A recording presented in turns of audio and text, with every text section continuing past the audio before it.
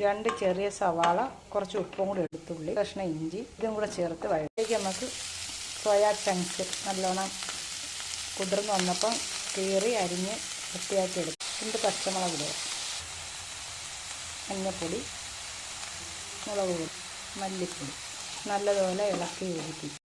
ഒരു 5 മിനിറ്റ് അടച്ചു വെച്ച് വേവിക്കും. മിക്സിയുടെ ജാറിലോട്ട് കുറച്ച് തേങ്ങ, ഒരു 7-8 അണ്ടിപ്പരിപ്പ്, കുറച്ച് പൊട്ടുകടല, ഇതെല്ലാം കൂടി നല്ല പേസ്റ്റ് രൂപത്തിൽ അരച്ചെടുക്കും. 5 മിനിറ്റ് കഴിഞ്ഞ് നല്ലോണം വെന്ത് കാണും.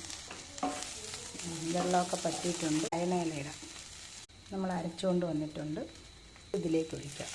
കളറും എരിവും ഒക്കെ വേണ്ടുന്നവർക്ക് മുളക് പൊടി കുറച്ചും കൂടെ ചേർക്കാം. തിളച്ച് വരുമ്പം കുറച്ച് കുരുമുളക് പൊടി, മസാല നല്ലതുപോലെ ഇളക്കി യോജിപ്പിക്കുക. കറി പറ്റി വന്നിട്ടുണ്ട്. കുറച്ച് കറിവേപ്പില. കറി റെഡിയായിട്ട്